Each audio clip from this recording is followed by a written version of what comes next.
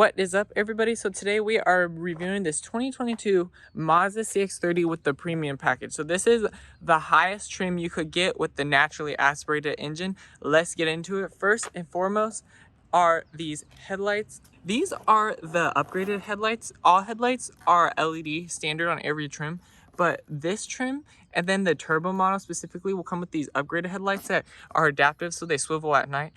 Honestly, they swivel a lot and they're pretty bright. I really like them, and you could tell they're upgraded because it has this little LED outline right here and these little LED lines right here.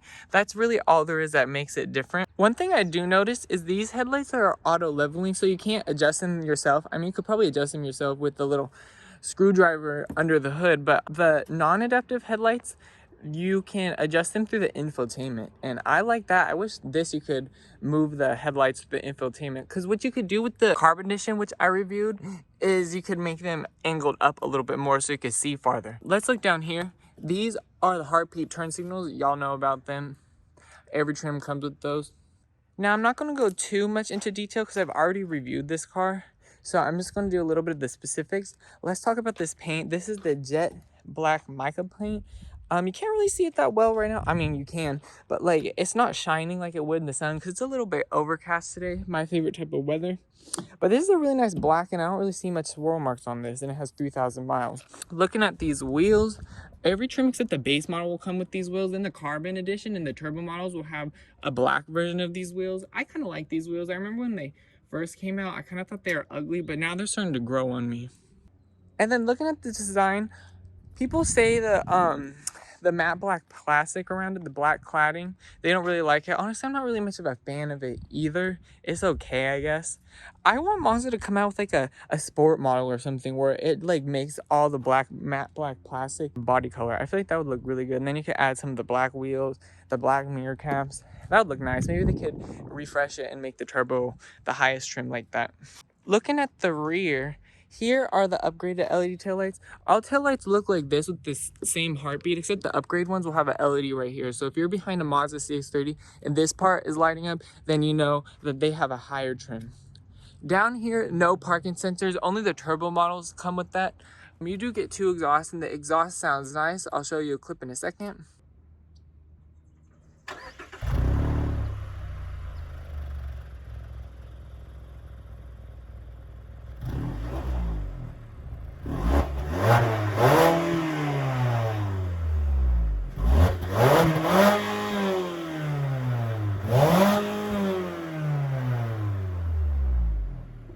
Now, one thing I really like that this Mazda CX-30 has that I don't think any other vehicle in the class has is a power tailgate, but it's not foot activated. I wish Mazda would add that because Ford has been doing foot activated lift gates for like almost a decade now, but at least you get a power tailgate versus a manual one.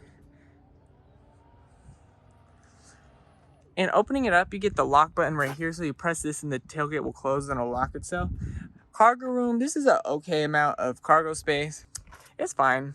You can sit in the back if you want. There's not really much to say back here. You get a little, lift this up and, oop, I have stuff in the way.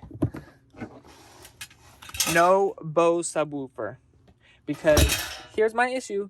You have to go for a turbo trim to get the Bose sound system. Really? All right, now let's get inside. Y'all know Mazda's key. This is what it looks like, the bomb key. Boom, boom, boom.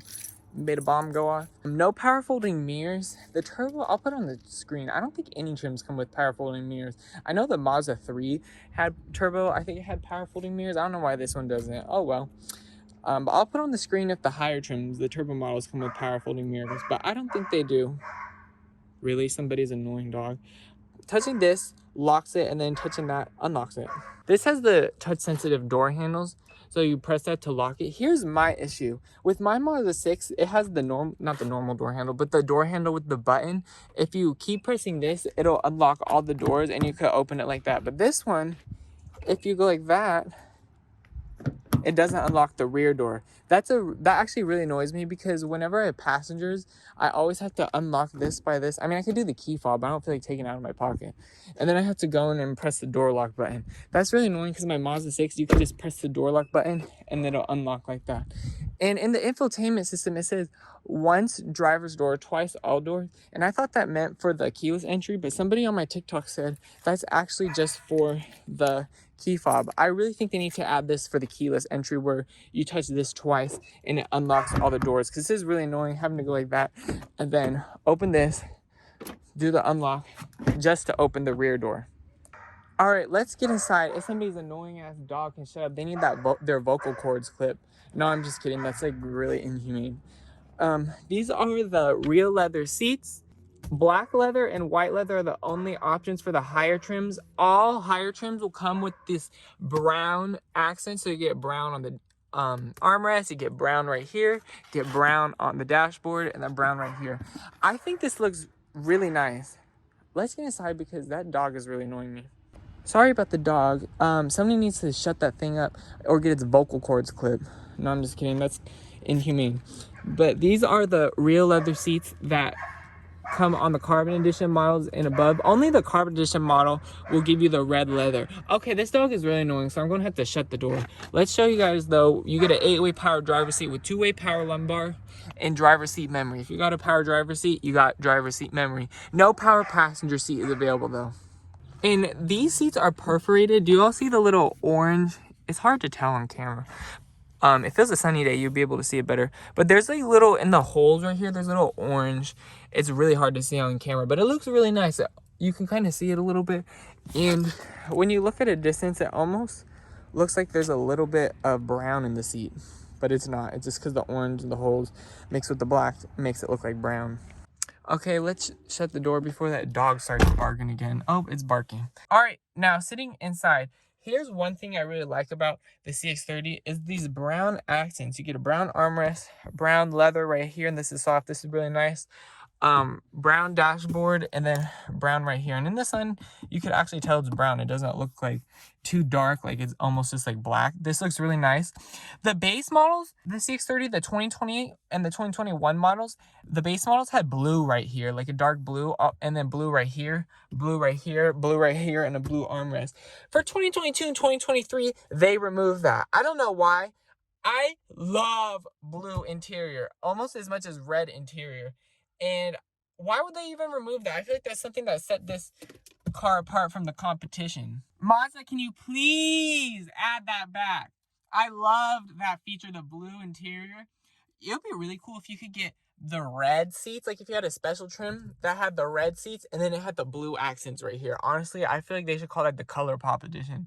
I'm just kidding, I just made that up. But if they had it, they came out with the sport model, and then it had body color plastic cladding. Well, not plastic, but body color cladding. And then this was blue, and then the seats were red leather. I think that would be a really cool trim to add. But looking at the rest of this interior, these leather seats are really nice quality. Nicer than the CX-50 I actually reviewed recently. And that's something that comes with the rest of this interior. Like right here, you get leather right here. Didn't get that in the CX-50. And then this quality leather is a better quality leather than in the CX-50. And this is tens of thousands of dollars less. Looking at the door panels, y'all already know. Storage down here. This is soft, this is soft, this is soft. And you get this leather right here. One-touch windows for all four. Standard on every model. Y'all already know. I already reviewed this car. The steering wheel, even though it's not at the normal position, is a really nice steering wheel. We love these buttons. Very satisfying to press. The leather quality is very, very nice. You get paddle shifters right here.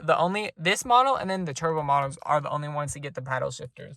And honestly, I think this is the first Mazda I drove with the paddle shifters that isn't a turbo model. And honestly, it's pretty fun. Over here, you get your power tailgate button. I remember in the CX-30 review, I said that this should be a third-person memory, but I didn't realize this is where the power tailgate button is. Here's your traction control button. You can open this, and then you can put a face mask in there. Over here are the cup holders that I don't really like, because then your drinks are going to hit this, and then the straw is going to touch the heated seat button that you've touched a million times, so you're going to get bacteria on it. Gear shifter, very nice. Right here, Sport mode is the only mode you could do, and unlike the 2023 CX-5 and the CX-50, when you put it in sport mode, the gauge cluster doesn't change colors. Here's Mazda's rotary infotainment. I really like it. You could change the music by clicking this, and I think that's a really cool feature, is how you could go like that to change music. And it just feels satisfying to click. You could also do this to change music. Those are two things I can't do in my Mazda 6 with the older infotainment. Opening up the center console, you can slide it forward like that, and you open it. You get 2 USB ports in here. That's the only USB ports in the whole vehicle. Not like the CX-5, the CX-50, and the Mazda 6, where you get 4 USB ports. Here's your little 12-volt for the dash cam. Let's close that. This is a really nice spot. You could have your phone right here, and you could sit it upright. And since you move this back, it's a perfect spot to put your phone. So I like how Mazda is thinking of places to put your phone. Over here, dual zone automatic climate control is standard on every trim except the base model. Heated seats, no cooled seats available on the CX-30. Heated steering wheel is available only on the turbo trims. I don't know why I'm shaking so much right now. I'm like really shaky for some reason. So if you guys notice that, I don't know why. No frameless auto dimming rearview mirror. You have to go for the turbo model to get that. You might even be able to get that as a dealer accessory. And then driver side mirror is not auto dimming. You have to go for the highest trim to get a auto dimming driver side mirror. And let's talk about driver assistance. Everything is standard on every trim: forward collision warning, lane departure, lane keeping assist, adaptive cruise control. Every trim except the base model will come with blind spot monitoring and rear cross traffic alert. And then no parking sensors. On this model, you have to go for a turbo trim if you want the parking sensors. And then 360-degree camera, this one doesn't have it. You have to go for the highest trim to get a 360-degree camera. But let's show you guys the backup camera. Here's Mazda's, what is this, 11.25-inch infotainment display. I like it. Here's the backup camera. It's clear, pretty good resolution. And then when you put it in reverse, whatever mirror you have pressed, it'll tilt down. So I don't have this one pressed. See, watch. I just pressed it, and now it's reversing down. I love that feature. That's something my Mazda 6 doesn't have, and I don't think the CX-5 had that either. Honestly, I think it's a really cool feature. Going through the whatever screen this is called, the gauge cluster, this is literally all you could do. You could change the little things on the side right here. If you go into the settings, you can also change the Mazda clock. See how this is a clock? You can make it digital if you want. So if you don't like looking at analog clock. So here's how you could change the instrument cluster. You see we have type 1, which shows this. It shows you your distance to empty in your MPG. Putting in type 2 shows your distance to empty in your MPG, but it's more simplified. Type 3, you can just turn it off. I like leaving it like this. You also get a heads-up display. The turbo models will come with that, and then this model comes with the heads-up display. And you get traffic sign recognition. But here's my issue. Not once have I ever seen a traffic sign pop up. And that happened with the Mazda 3 Turbo I reviewed. Both of them had traffic sign recognition, and both of them, the traffic sign never popped up. I think maybe it's because this doesn't have a navigation SD card in it. I don't know why that would affect it. But I don't know why both vehicles I would get with traffic sign recognition, it wouldn't work. That seems like it would make a little bit of sense for some reason, like in case it takes traffic signs from navigation information. I don't know. But the traffic sign recognition has never popped up even once. Another thing I want to add is when I did a Mazda 3 Turbo review, I complained that the heads-up display, when you go over bumps, it like shakes a lot. This one doesn't do that. And neither did the heads-up display in the CX-50 or the CX-5. They both didn't do that. So I think that was just some specific thing with that Mazda 3 Turbo. But I'm happy to report that this heads-up display doesn't shake a bunch when you go over a little bit of like bumps. But going through the settings, you could change the volume for the door lock so the horn won't be as loud, in case your neighbors are like, you're always pressing the lock button. It's so annoying. So then you can be like, well, I'll just turn it off, or I'll turn it on quiet. Here's something I really like is rain sensing wipers come standard on every trim. And a lot of cars in this class, I feel like, don't even give you rain sensing wipers. And Mazda's like, well, we'll give it to you on every trim. And then let's go through the interior lighting. No ambient lighting in here. I mean, you do get LED lighting in here, which is nice. But I would like Mazda to put in some like 64 color ambient lighting like Hyundai is doing and Mercedes does. Although Mercedes, this doesn't really compete with Mercedes, but it competes with Hyundai. You can also change the turn signal volume. So if you want really loud turn signals because you can't hear and you don't know your turn signals on, you could do that. Let's open up the glove box though and show you guys inside. This is your glove box. It's a decent size. That's all I really have to say about it. Sitting behind myself, this is how much space I have. I'm 6'3", 6'4".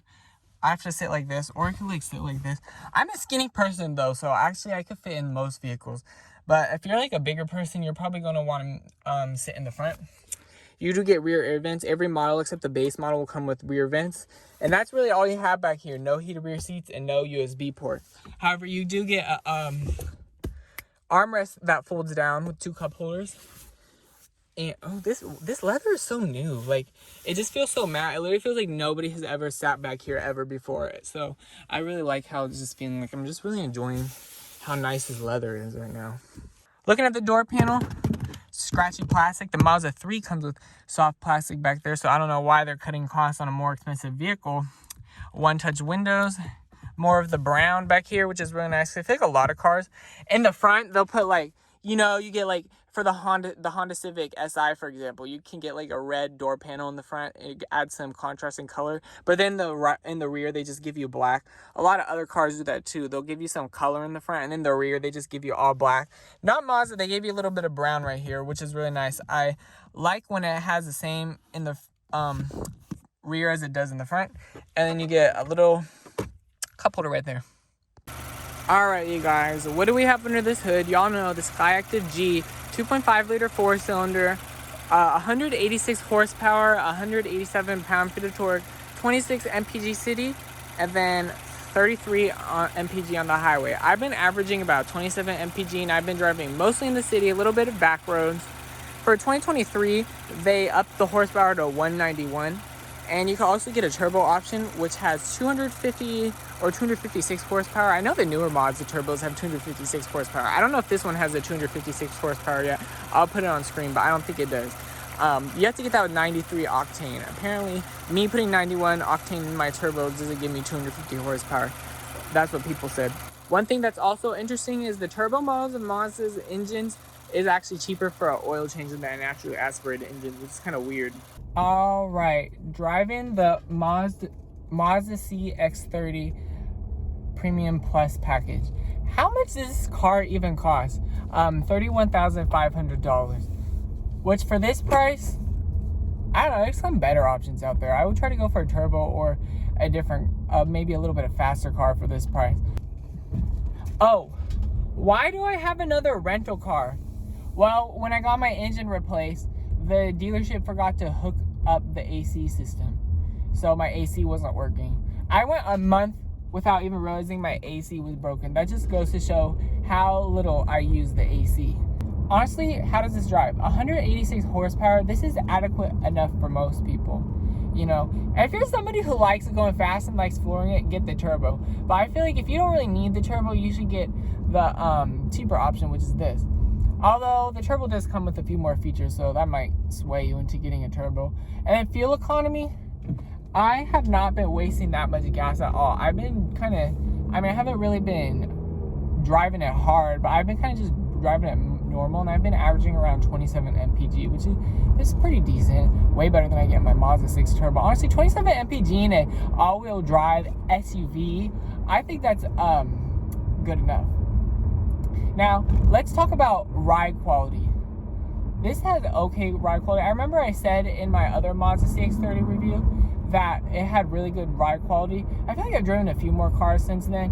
I don't know. The ride quality isn't impressing me as much this time around as it was the last time I drove the CX-30. I mean, it's good ride quality, but like I just went over some bumps. You can feel it a little bit. But for a compact vehicle like this, I think it's good enough. I have no complaints with the ride quality. Visibility, looking around me, it doesn't have the best visibility, but you could get blind spot monitoring basically on every trim. If you don't go for the base model, you get blind spot monitoring. I really like the sound of this engine. Like, it doesn't have exhaust or anything. Oh, we're in sport mode. Let's give it a little bit of gas. Ooh. Okay, I'm not like flooring it.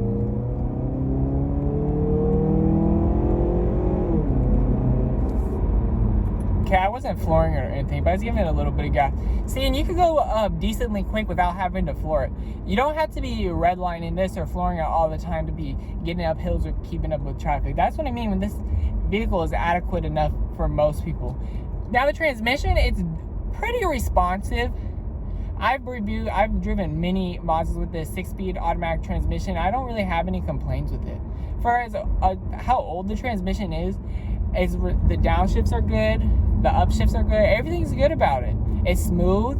My only issue with it is, and this is specific to the CX-30, I noticed this with the Carbon Edition CX-30 I drove, some reason, and this one too, not often, but very rarely will if you give it a little bit of gas, not like you're doing aggressive driving, but let's say you pressing the gas and it downshifts, sometimes it'll make a big boom, like it'll like thud the whole car. Like, I'm not even kidding, it did that the other day or yesterday, and I literally thought the transmission was going to go out. And it did that in the CX-30 Carbon Edition I drove also, and it did it at really low speeds. I wasn't like, mashing the throttle or anything, and I've never seen it do it when I mash the throttle. So maybe sometimes the transmission acts up a little bit if you're being a little bit too easy on it. That's probably not true, but I don't know why it did that.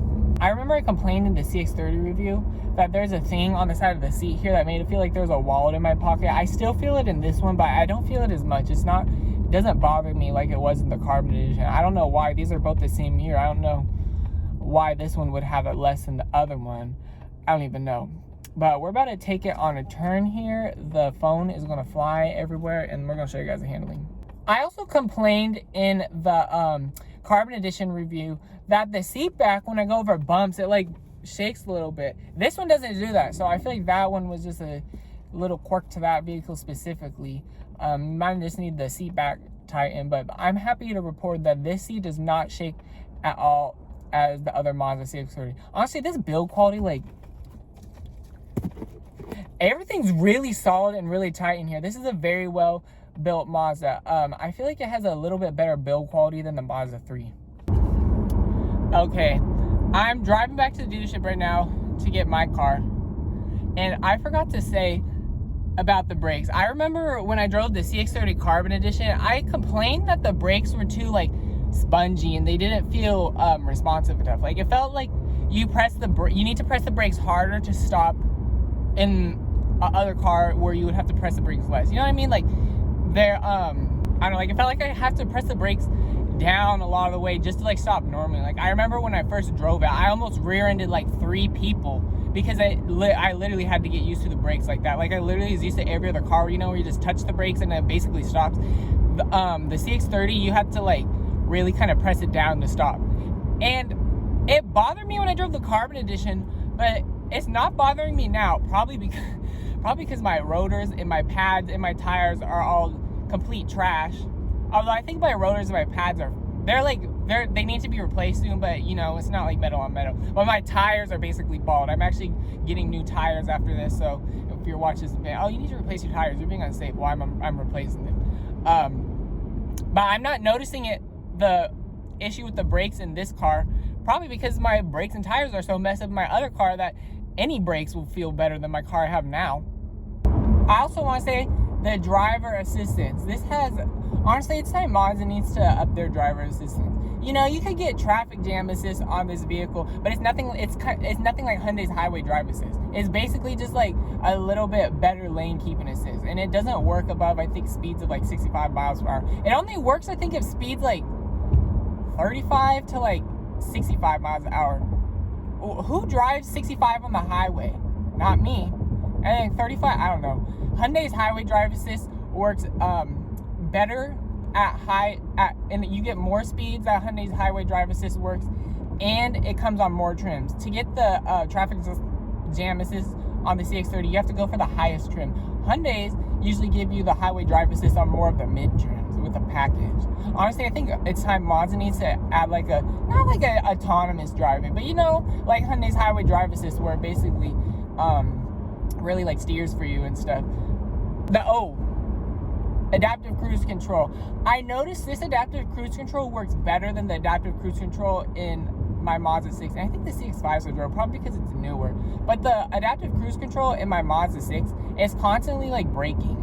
Like, it literally always it'll tap the gas and the brakes. What I like about the CX-30 is it doesn't wear down your brakes. The Mazda 6, the adaptive cruise control does wear down your brakes because it always presses the brakes pretty hard, where sometimes I don't even like using it because I don't want to wear down my brakes. But in the CX-30, it's nice because it barely even taps the brakes and it's pretty smooth. All right, let's take it.